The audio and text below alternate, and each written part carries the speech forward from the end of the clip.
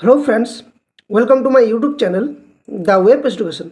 सो friends, এই মুহূর্তে একটা গুরুত্বপূর্ণ বিগ ব্রেকিং নিউজ সেটা হচ্ছে রাজ্যের কর্মচারীদের রোপা 2009 এবং বকেয়া ডিএ প্রদান নিয়ে গুরুত্বপূর্ণ নোটিশ জারি করলো অর্থ দপ্তর।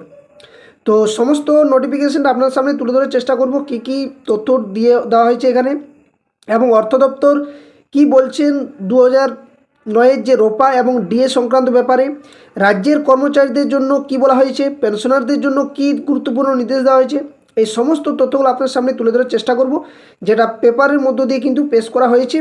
এবং আপনারা সকলে জানেন যে রাজ্য সরকারের যে বাজেটে, গত বাজেটে যে বলা হয়েছে যে 4% ডিএ বৃদ্ধির ব্যাপার সংক্রান্ত, যে কর্মচারীদের 18% বর্তমানে যে ডিএ দেওয়া হচ্ছে তার থেকে 4% বাড়িয়ে 22% করার একটা যে অর্থ দপ্তরের যে বাজেট সেখানে কিন্তু পেশ করা হয়েছিল।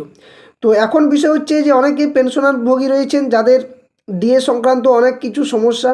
তো এই নিউজের মধ্যে বা এই নোটিফিকেশন অনেক কিছু তথ্য বলা হয়েছে পেনশনারদের নিয়েও, এবং রোপা 2009 নিয়ে কি বলা হয়েছে সে সমস্ত বিষয়গুলো আপনার সামনে তুলে ধরার চেষ্টা করব।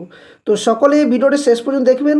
আর যারা চ্যানেল নতুন ভিউয়ার্স রয়েছেন, এই ধরনের গুরুত্বপূর্ণ নিউজ, কেস আপডেট, নোটিফিকেশন সংক্রান্ত তথ্য পাওয়ার জন্য অবশ্যই বলবো চ্যানেলটি সাবস্ক্রাইব করে পাশে থাকা বেল নোটিফিকেশন করবেন, আর ভিডিওটি লাইক ও বাকির সাথে শেয়ার অবশ্যই করবেন। তো চলুন কী বলা হয়েছে একদম ডিটেলসভাবে আপনার সামনে সেই তথ্যটা তুলে ধরার চেষ্টা করছি। তো দেখুন, পশ্চিমবঙ্গ সরকারের তরফ থেকে এই নোটিফিকেশনটা জারি করা হয়েছে একটা পেপারের মধ্য দিয়ে, যেখানে খুবই গুরুত্বপূর্ণ বিষয়গুলো উঠে আসছে। মোট 4টি পয়েন্টের ভিত্তি করে এই পয়েন্টগুলোতে আপনাদের সামনে তুলে ধরবো, এবং এই 4টা পয়েন্টের মধ্য দিয়ে অনেক কিছু তথ্য বলেছেন অর্থ দপ্তরের তরফ থেকে। তো কী বলা হচ্ছে, রোপা 2009 সংক্রান্ত বকেয়া ডিএ এবং ডিআর সম্পর্কিত বিজ্ঞপ্তি প্রকাশ করা হয়েছে। তো এখানে বলা হচ্ছে, এত দ্বারা সংশ্লিষ্ট সকল সরকারি কর্মচারী, পেনশন এবং ফ্যামিলি পেনশন প্রাপকদের অবগতির জন্য জানানো যাচ্ছে যে, কি বলা হচ্ছে 1 নম্বর পয়েন্টে বলা হয়েছে যে সকল রাজ্য সরকারি পেনশন প্রাপক, ফ্যামিলি পেনশন প্রাপক ছিলেন, যারা রয়েছেন, অর্থাৎ 1/4/2008 হতে 31/12/2019 পর্যন্ত যে সময়কাল, সেই পর্যন্ত পেনশন প্রাপক ছিলেন, কিন্তু বর্তমানে মৃত্যুর কারণে পেনশন বন্ধ হয়ে গেছে, তাদের মনোনীত ব্যক্তিগণ যারা নমিনিজ রয়েছেন আর কি, অর্থাৎ বা বৈধ উত্তরাধিকারীগণ যারা লিগ্যাল হেয়ার্স রয়েছেন, তাদের উক্ত সময়ের বকেয়া ডেয়ারনেস স্লিপ পাওয়ার যোগ্য বলে বিবেচিত হবেন।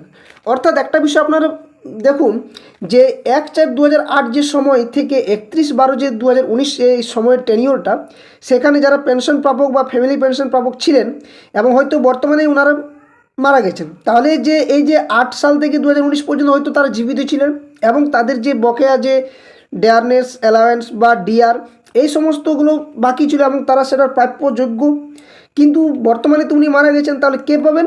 এখানে বলা হয়েছে যারা নমিনিজ থাকবেন বা বৈধ উত্তরাধিকারী থাকবেন, তারা কিন্তু এই যে ডিএ বা রোপা 2019 সংক্রান্ত যে ডিএ বা ডিআর, সেগুলো কিন্তু পাওয়ার যোগ্যতা বলে জানানো হয়েছে। যেটা রাজ্য সরকারের আদেশনামা, যেটার নম্বর ছিল 75F যে নাম্বার, যেটা 23/3/2026 তারিখে একটা নোটিফিকেশন জারি করেছিল, বিজ্ঞপ্তি 75 নম্বর, সেখানেও কিন্তু এই বিষয়টা বলা হয়েছে, এবং আজকে এই বিজ্ঞপ্তির দ্বারাও কিন্তু এটা তুলে ধরা হয়েছে। আশা করছি প্রথম বিষয়টা বুঝতে পারলেন।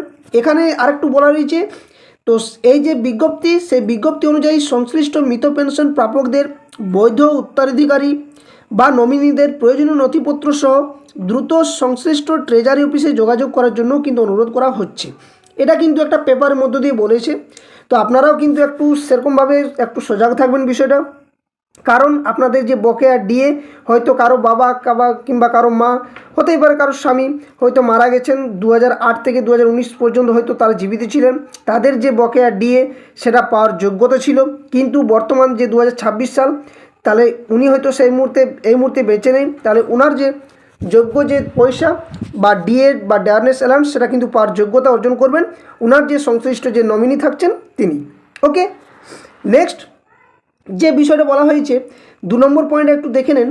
2 নম্বর পয়েন্টে যেটা বলা হচ্ছে যে সকল পেনশন প্রাপক বা ফ্যামিলি পেনশন প্রাপক ট্রেজারি থেকে পেনশন গ্রহণ করেন, কিন্তু গত নভেম্বর মাসে লাইফ সার্টিফিকেট অর্থাৎ জীবন প্রমাণপত্র যেটা জমা না দেওয়ার কারণে যাদের পেনশন বা ফ্যামিলি পেনশন বন্ধ হয়ে গেছে বা রয়েছে, তাদের অনতিবিলম্বে বলছে কি না জীবন প্রমাণপত্র অর্থাৎ লাইফ সার্টিফিকেট নিজ নিজ ট্রেজারিতে অথবা অনলাইন ডিজিটাল লাইফ সার্টিফিকেট সেটা কিন্তু জমা দেওয়ারও একটা অনুরোধ জানানো হচ্ছে। এটাও কিন্তু বলা হচ্ছে 2 নম্বর পয়েন্টটা।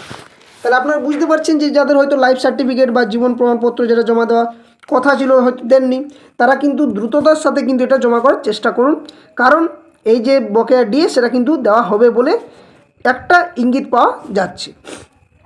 3 নম্বর যে বিষয়, আচ্ছা এখানে আরেকটু বিষয় বলা রয়েছে যে এই বিষয়ে প্রয়োজনীয় সহায়তা পেতে সরকারি যে হেল্পলাইন নম্বর এখানে দেওয়া রয়েছে, এই নম্বরে আপনারা যোগাযোগ করার জন্য কিন্তু অনুরোধ করা হচ্ছে। একবার চেষ্টা করতেই পারেন আপনারা বিষয়টি সম্পর্কে জানার জন্য।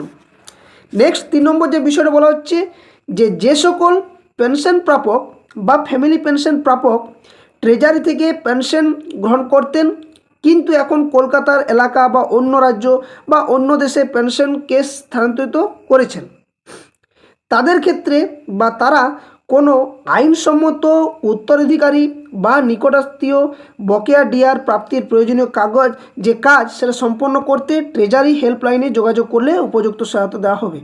এটা কিন্তু একটা গুরুত্বপূর্ণ, যারা হয়তো বিভিন্ন জায়গাতে হয়তো কোনো সূত্রে হয়তো কারো ছেলে বা মেয়ে বা কেউ হয়তো অন্য কোনো সূত্রে কাজের সূত্রে অন্য জায়গায় থাকছেন, তারা যে স্থানান্তরিত হয়েছেন এবং সেক্ষেত্রে হয়তো তারা যে পেনশনটার ক্ষেত্রে যে সমস্যাটুকু রয়েছে সেগুলো যোগাযোগের জন্য এই যে হেল্পলাইন নাম্বার সেখানে কিন্তু যোগাযোগ করতে বলা হয়েছে। এবং 4 নম্বর যে বিষয়টা বলা হয়েছে সেটা একটু মন দিয়ে দেখুন আপনারা, তাহলে বুঝতে পারবেন যে এছাড়া রাজ্য সরকারের বিজ্ঞপ্তি নম্বর যেটা 835, সেখানে যেটা 28/2/2026 এবং গত 18 মার্চ 2026 যেটা প্রকাশিত বিজ্ঞাপন ছিল, সে অনুসারে ম্যানুয়াল সার্ভিস বুক স্ক্যান ও WBIFMS পোর্টালে আপলোড করা এবং HRMS মডিউলে সার্ভিস বুক পূরণ করার কাজ দ্রুত সম্পন্ন করার জন্য সংশ্লিষ্ট সকল কর্তৃপক্ষ ও কর্মচারীদেরকে বিশেষ অনুরোধ করা হচ্ছে। এবং এই যে WBIMS পোর্টাল, FMS পোর্টাল এবং HRMS নিয়ে মডিউল নিয়ে যে বিষয় কিভাবে আপনারা কাজ করবেন বা কি কি প্রসেস রয়েছে সেটা নিয়ে আমি অলরেডি একটা ভিডিও দিয়েছি। আপনারা চাইলে যে চ্যানেলে প্লেলিস্টটিকে ভিজিট করতে পারেন। নিউজ কেস আপডেট বলে একটা প্লেলিস্ট রয়েছে, ওখানে আপনারা দেখতে পাবেন যে কিভাবে WBIFMS যে পোর্টাল এবং HRMS যে মডিউলে সার্ভিস বুক পূরণ করার যে পদ্ধতি সেটা কিন্তু আমি অলরেডি জানিয়ে দিয়েছি। তো আপনারা সেখান থেকে ভিডিওটা একবার দেখে নেবেন, তাহলে বুঝতে পারবেন পরিষ্কারভাবে যে কি কি তথ্য ওখানে দেওয়া রয়েছে, কীভাবে আপনারা ফিল আপ করবেন, কীভাবে যাবেন সেটা ওয়েবসাইটেতে, সমস্ত কিছু তথ্য ওখানে দেওয়া রয়েছে। তো এই ছিল সম্পূর্ণ যে বিজ্ঞপ্তি, সেই বিজ্ঞপ্তির সম্পূর্ণ তথ্যটা আপনাদের সামনে তুলে ধরার চেষ্টা করলাম। এখানে বুঝতেই পারছেন যে রোপা 2009 এবং ডিএ নিয়ে কি বলা হলো, রাজ্যের কর্মচারীদের এবং পেনশনারদের নিয়ে কী নির্দেশ দেওয়া হয়েছে। তো খুবই গুরুত্বপূর্ণ, কারণ হয়তো অনেকেই সমস্যাগুলো আপনারা পড়ছেন হয়তো, বা যারা হয়তো ভাবছেন যে ডিএ দেবে কি দেবে না, সেটা সত্যি একদম ঠিক কথা। কিন্তু বর্তমান পরিস্থিতি যাতে করে এই যে বকেয়া ডিএ আপনাদের যেটা প্রাপ্য অধিকার, ন্যায্য অধিকার, সেটা যাতে আপনারা পান, তার জন্য এই বিজ্ঞপ্তি হয়তো প্রকাশ করেছে। আমি আপনার সামনে তথ্যটা তুলে ধরলাম। আপনারা চাইলে সেটা যে হেল্পলাইন নাম্বার বা যে ওয়েবসাইট, যে সমস্ত কিছু এখানে বলা রয়েছে, সেগুলো আপনারা একবার অ্যাপ্লিকেবল বা অ্যাপ্লিকেশন হিসেবে করতে পারেন বা সেগুলো থেকে যোগাযোগ করতে পারেন।